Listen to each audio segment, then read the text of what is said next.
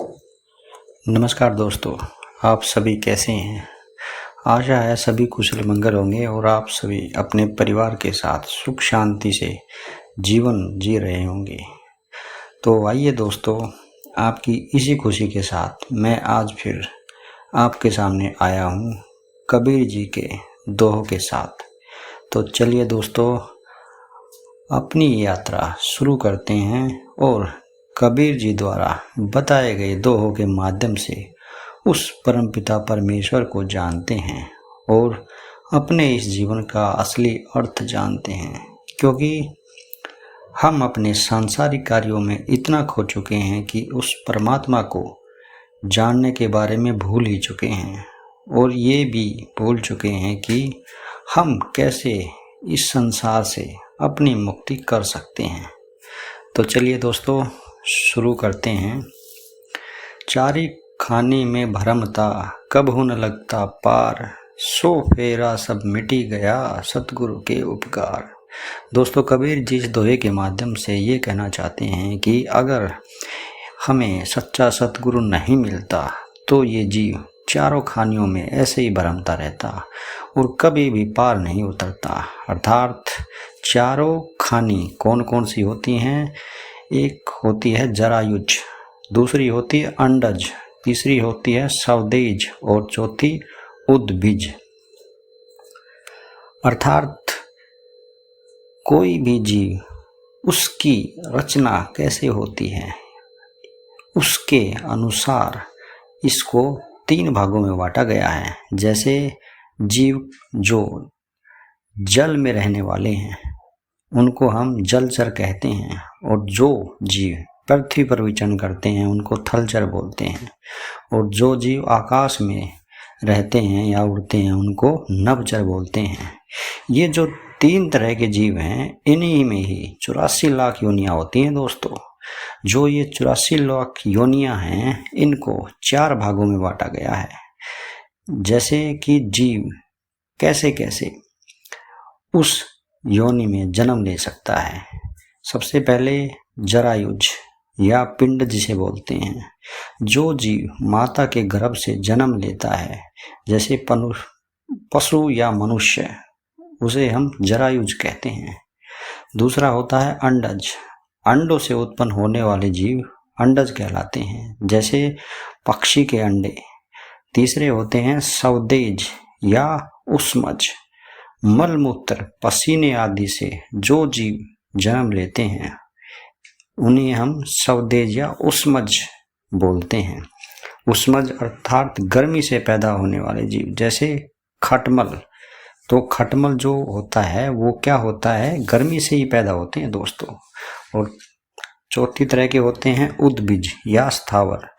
जो जीव पृथ्वी से उत्पन्न होते हैं जैसे वृक्ष, उन्हें हम उद्भिज या स्थावर बोलते हैं। तो दोस्तों, ये सब मैं आपको क्यों बता रहा हूँ? मैं ये सब आपको इसलिए बता रहा हूँ कि 4 खानी कौन कौन सी होती हैं और उन खानियों के अंदर हम ये जीव कैसे कैसे भरमता रहता है। तो जो ये 84 लाख योनियां हैं दोस्तों, हम इसको इस तरह से समझते हैं। पानी में जो जीव जंतु रहते हैं वे 9 लाख तरह के होते हैं दोस्तों। और दूसरे पेड़ पौधे, उनकी योनियां 20 लाख होती हैं। तीसरे होते हैं कीड़े मकोड़े, उनके 11 लाख तरह के जीव होते हैं। और चौथे होते हैं पक्षी, उसमें 10 लाख तरह के होते हैं। और पशु 30 लाख तरह के। देवी देवता, दैन्य, दानव, मनुष्य आदि ये सब 4 लाख तरह के। तो ये कुल मिलाकर दोस्तों 84 लाख योनियां हो जाती हैं। दोस्तों, कबीर जी यही समझा रहे हैं, अगर एक सच्चा गुरु अगर हमें नहीं मिले तो हम इन चारों खानियों के चक्कर में ऐसे ही पड़े रहते हैं और हमें कोई नहीं बचा सकता। तो हम एक सच्चे गुरु की शरण में होकर ही इन चारों खानियों से मुक्त हो सकते हैं।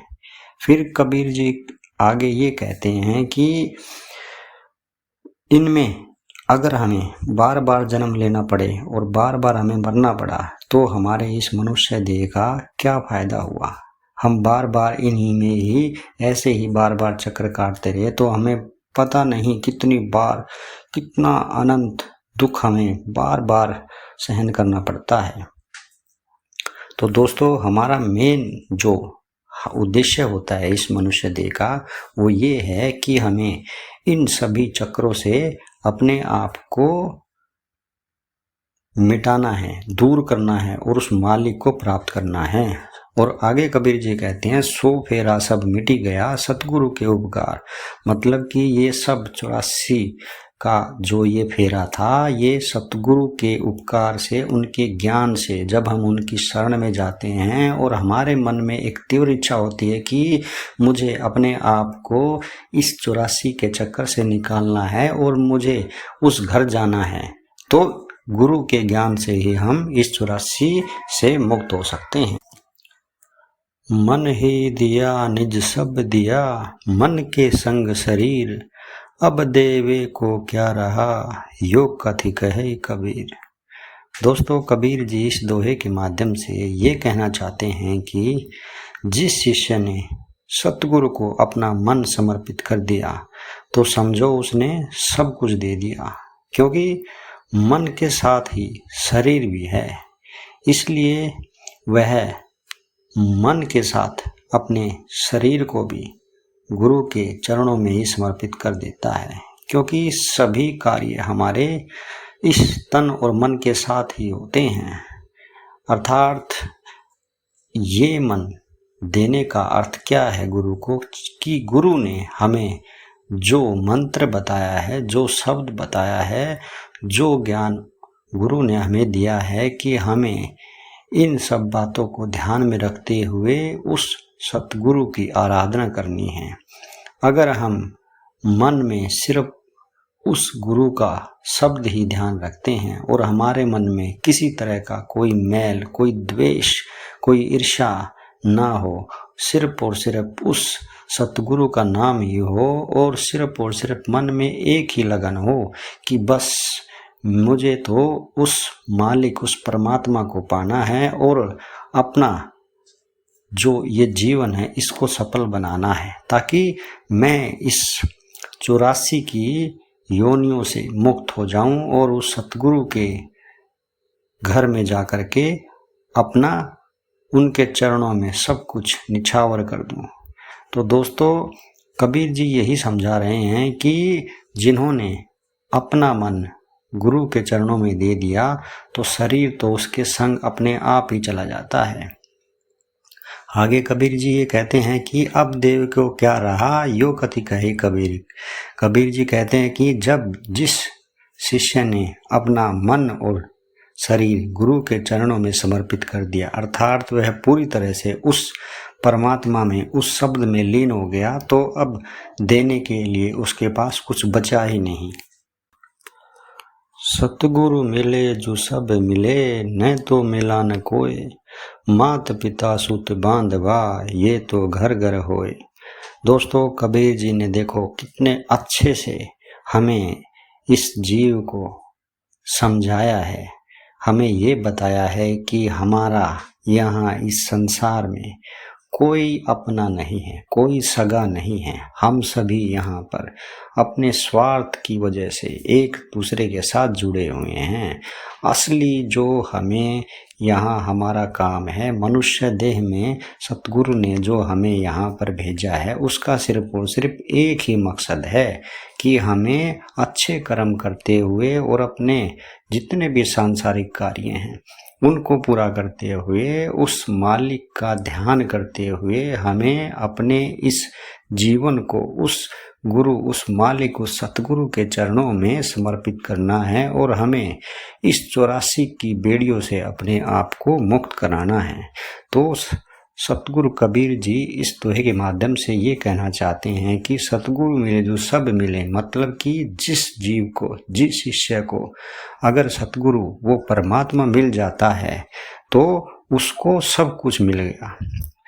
आगे कहते हैं, सतगुरु मिले जो सब मिले, न तो मिला न कोई। जिस जीव को अगर सतगुरु नहीं मिलते, वो परमात्मा नहीं मिलता है, तो उसको समझो कुछ नहीं मिला। क्योंकि अंत समय में जब हम ये शरीर त्याग देते हैं तो हमारे साथ कोई अपना सगा कुछ नहीं चलता। हमारे साथ ना कोई माता पिता भाई बहन, जो हमने कमाया वो सब यहीं रह जाता है। तो हमारे साथ क्या चलता है? हमारे अच्छे कर्म चलते हैं, हमारे जो गुरु की हमने भक्ति की, जो उसका नाम लिया, वो हमारे साथ चलता है। आगे कबीर जी ये कहते हैं कि मात पिता सुत बांधवा ये तो घर घर होए। अर्थात माता पिता हर घर में होते हैं, हर किसी के होते हैं। सुत बांधवा, सुत मतलब पुत्र, बांधवा मतलब भाई, हर किसी घर में, हर किसी के पास ये सब होते हैं। तो सिर्फ एक ही चीज है जिसके लिए हम यहाँ पर हैं और हमने ये मनुष्य जन्म लिया है। गुरु और सतगुरु ने हमारे पे ये दया की है कि हमें यहाँ इस मनुष्य देह में जन्म दिया है। उसका सिर्फ और सिर्फ एक ही मकसद है कि हमें अच्छे कर्म करते हुए और गुरु की शरण होते हुए उस परमात्मा को याद करना है, ताकि हमारा ये जीवन सफल हो सके और हम बार बार उस 84 की खाने में ना पड़ सकें। तो दोस्तों, आज का मेरा ये वीडियो आपको कैसा लगा? अगर मेरा ये वीडियो पसंद आए तो आप इसको लाइक कीजिए और मेरे चैनल को सब्सक्राइब कीजिए।